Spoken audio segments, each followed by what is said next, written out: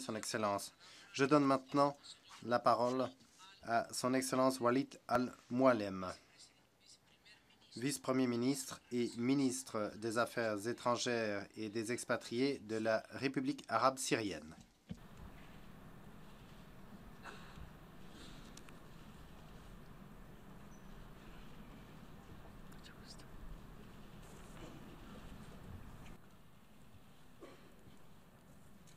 السيد رئيس الدورة السبعين للجمعية العامة.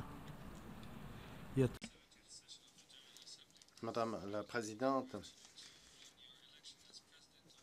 je voudrais vous féliciter à l'occasion de votre élection à la présidence de l'Assemblée générale pour la session en cours et je vous souhaite toute la réussite possible dans le cadre de vos fonctions. Je voudrais également remercier votre prédécesseur pour son travail à la présidence de la session de l'année dernière. Mesdames et messieurs, je vous salue dans ce bâtiment international qui initialement avait été créé avec toutes ces agences pour garantir la paix et la sécurité dans le monde. Je vous salue alors que je viens d'un pays où la sécurité a été perturbée, un pays qui ne connaît plus la paix, un pays qui vit une guerre féroce depuis plus de 4 ans. Je vous salue d'un pays baptisé dans le sang de sa population qui lutte contre le terrorisme, qui défend ses compatriotes, en attendant que cette organisation internationale remplisse ses promesses et mette en œuvre les résolutions relatives à la lutte contre le terrorisme. Les résolutions adoptées par le Conseil de sécurité au terme du chapitre 7 sont encore lettres mortes. Ces résolutions sont uniquement mentionnées dans les communiqués de presse ou dans les déclarations aux médias, alors que sur le terrain, les pays qui financent, qui soutiennent le terrorisme alimentent encore l'extrémisme dans la région. Ces pays continuent d'armer, de former, d'envoyer des terroristes en Syrie sans se soucier de la mise en œuvre de ces résolutions. Mesdames et messieurs, je vous demande, avec le peuple syrien,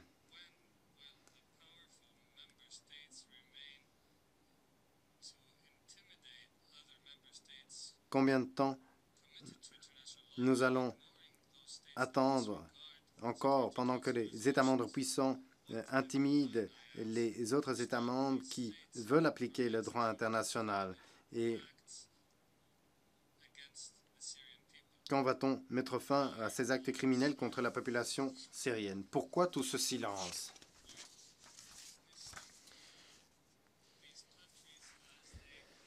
Vous constatez que des pays diffusent des idéologies extrémistes, y compris en Europe. Les cellules dormantes se réveillent, les attentats, les assassinats frappent de nouveau l'Ouest.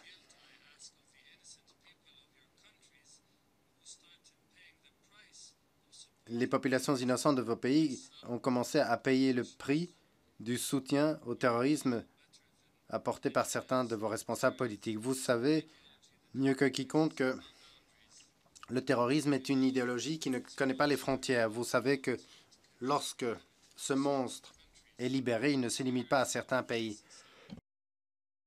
Le terrorisme de Daesh, de Al-Nusra ou d'autres organisations affiliées à Al-Qaïda tue des innocents, capture des femmes, lance des mortiers contre des civils.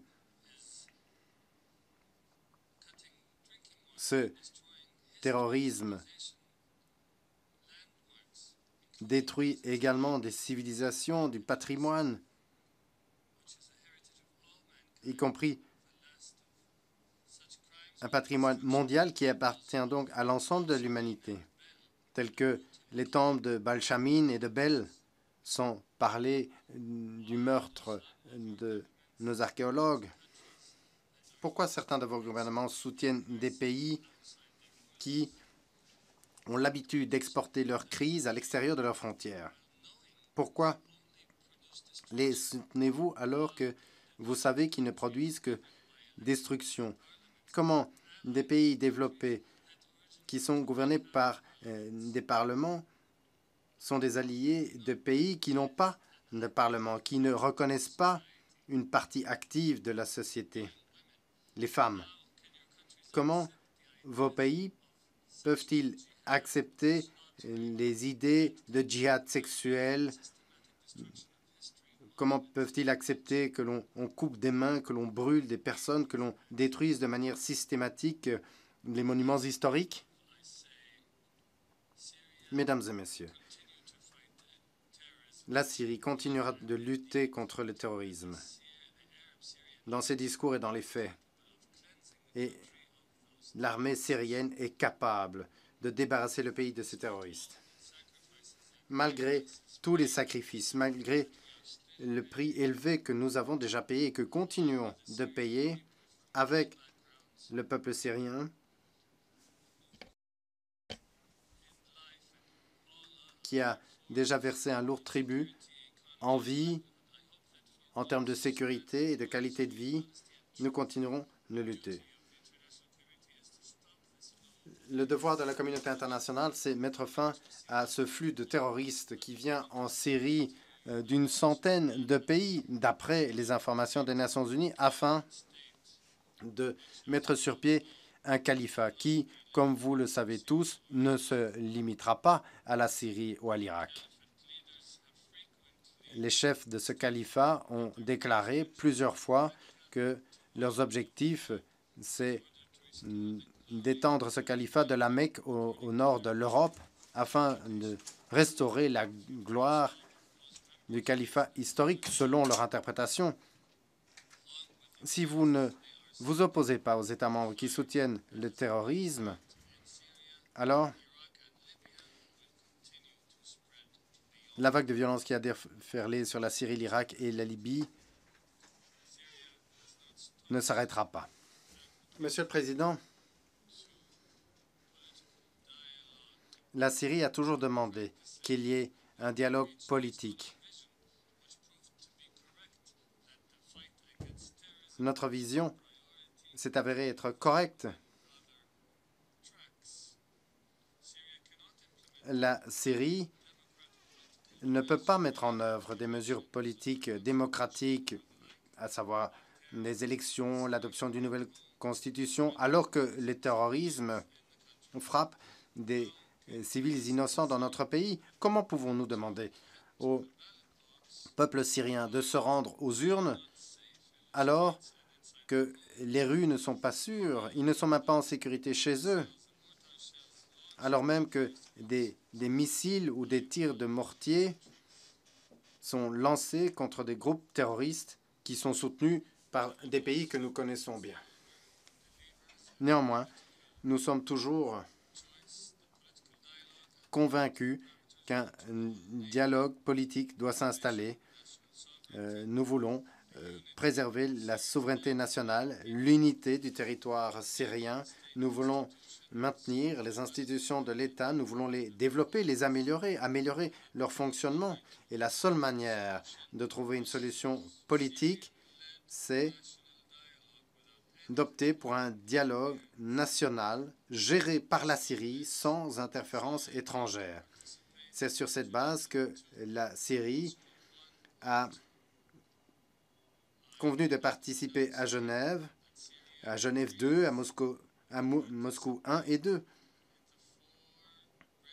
J'annonce ici que la Syrie est d'accord de participer aux 4 comités d'experts proposés par l'envoyé spécial Staffan de Mistura. M. de Mistura a confirmé que le rôle de ces comités, c'était principalement de procéder à un échange d'idées et d'entamer des consultations préliminaires afin de préparer Genève 3. Certains ont pensé que l'approbation par la Syrie de cette voie politique, quelle que soit sa forme, les initiatives ou les noms qu'on lui donne, était liée à la faiblesse de la population de l'armée syrienne sur le terrain. Je voudrais répéter ici que la Syrie est solide et qu'elle continue à lutter contre le terrorisme et que l'armée syrienne et le peuple syrien sont unis contre le terrorisme. Que personne ici ne pense qu'après tous ces sacrifices, qu'après toute cette volonté pendant 4 ans, certains pourraient obtenir de manière politique ce qu'ils n'ont pas pu obtenir sur le terrain, ou qu'ils obtiendront à la table des négociations ce qu'ils ne sont pas parvenus à obtenir sur le terrain. La décision du peuple syrien n'appartient qu'à lui et personne ne peut lui nier ce droit. Je répète, la décision du peuple syrien appartient au peuple syrien et personne ne peut priver le peuple syrien de ce droit. L'armée arabe syrienne a étonné le monde par sa puissance et sa persistance. Monsieur le Président, l'invitation importante de son Excellence, le président Vladimir Poutine, à mettre sur pied une coalition internationale régionale pour lutter contre le terrorisme a bénéficié de l'attention du gouvernement syrien et de ses alliés. Le terrorisme ne peut pas être vaincu que de manière aérienne et les frappes aériennes sont inutiles à moins qu'elles ne soient faites en coopération avec l'armée syrienne, la seule force en Syrie qui lutte contre le terrorisme. L'annonce de l'entame des frappes aériennes russes en Syrie, à la requête du gouvernement syrien et en coordination avec le gouvernement, est un exemple de participation efficace aux efforts syriens de lutte contre le terrorisme. Ce qu'on a appelé le printemps arabe n'a été un printemps que pour Israël et ses alliés, connus ou pas. Israël continue d'attaquer la Syrie alors que le monde regarde Israël, arme des terroristes, les soigne dans ses hôpitaux, les aide avec ses services d'espionnage.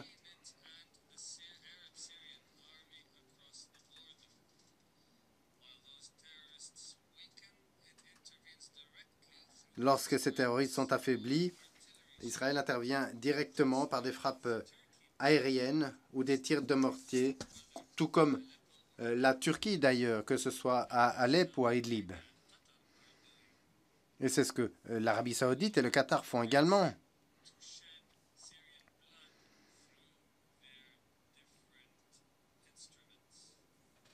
Ils font tout pour verser du sang syrien. Leur soutien aux terroristes et à l'escalade des attaques contre des citoyens dans la plupart des régions et des villes en Syrie ont débouché sur une augmentation des besoins de nos citoyens pour des produits de base et des services de base. Les sanctions inhumaines imposées par l'Union européenne et les États-Unis ont exacerbé les mauvaises conditions de vie des civils syriens. Simultanément, mon gouvernement coopère avec les Nations unies et avec ses agences humanitaires dans le cadre de plans de réponse convenus avec le gouvernement syrien pour répondre aux besoins de base des citoyens, particulièrement les citoyens qui ont été contraints par des actes terroristes de fuir leur foyer.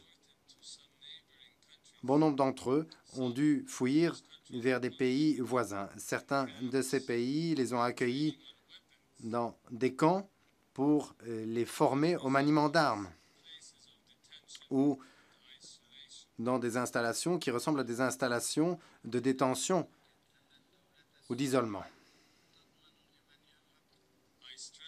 Je voudrais souligner que l'État syrien garantit le retour en toute sécurité et une vie décente pour les citoyens qui souhaitent revenir en Syrie. Simultanément, la Syrie continue de consentir tous les efforts possibles pour livrer l'aide des organisations internationales à l'ensemble des citoyens syriens sans discrimination où qu'ils se trouvent. Monsieur le Président, la République arabe syrienne confirme sa volonté de récupérer pleinement le Golan syrien occupé,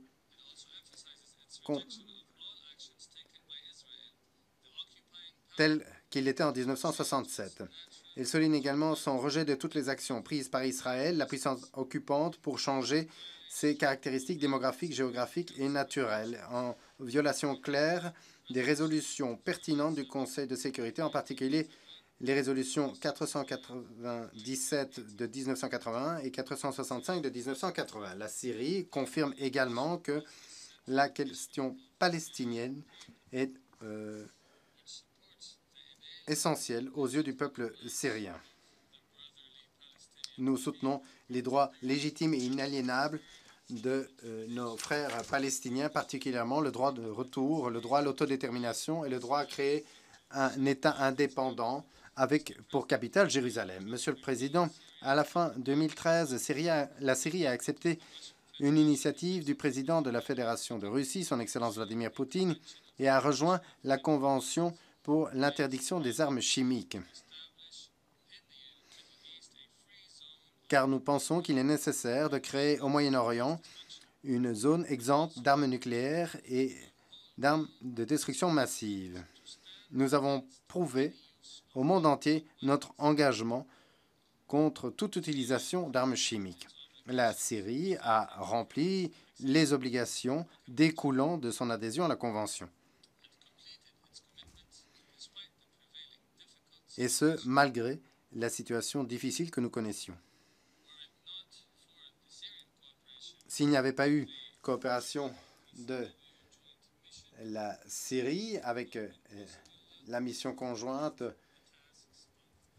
de l'ONU et de l'OIAC, il n'aurait pas été possible de mener à bien les tâches de cette mission. La République arabe syrienne voudrait féliciter la République islamique d'Iran pour sa victoire dans le cadre de l'accord historique qui répond aux aspirations de la population de l'Iran et qui reconnaît le droit de l'Iran à utiliser l'énergie nucléaire à des fins pacifiques. Cela permettra également de lever les sanctions imposées à l'Iran. Cela permettra de lever le gel de ses avoirs. Cela permettra à l'Iran de revenir dans le concert des nations. Cet accord prouve qu'une approche sérieuse, diligente, est en mesure de surmonter tous les obstacles et permet de trouver des solutions justes pour des problèmes complexes. La Syrie souligne que la création d'une zone sans armes de destruction massive dans le Moyen-Orient ne sera pas possible sans la participation d'Israël, la seule puissance nucléaire dans la région. Israël doit rejoindre tous les traités interdisant ces armes et doit placer ses installations nucléaires sous le contrôle de l'Agence internationale pour l'énergie atomique. Nous soulignons simultanément le droit de tous les pays d'utiliser la technologie nucléaire à des fins pacifiques. Monsieur le Président, la Syrie souligne que l'imposition de mesures économiques coercitives et unilatérales et non éthiques par les États-Unis et l'Union européenne sont en contradiction avec les règles du droit international et les principes du libre-échange. C'est pourquoi nous félicitons Cuba, qui est parvenu à un accord avec les États-Unis pour lever le blocus. Nous réitérons notre appel à lever toutes les mesures coercitives unilatérales imposées à la Syrie, ainsi qu'au Venezuela, au Bélarus et à la République populaire démocratique de Corée. Monsieur le Président, je voudrais dire ici à tous ceux qui prétendent vouloir œuvrer en faveur de la sécurité du peuple syrien la chose suivante. Si vous voulez vaincre le terrorisme, si vous voulez permettre des réformes politiques et économiques, vous devez mettre en œuvre de manière sincère les résolutions du Conseil de sécurité relatives à la lutte contre le terrorisme. Ce n'est qu'alors qu'on pourra mettre fin à la guerre en Syrie et que nous pourrons procéder à un dialogue politique. Je vous remercie. Je remercie le ministre des Affaires étrangères et des expatriés de la République arabe syrienne pour cette déclaration.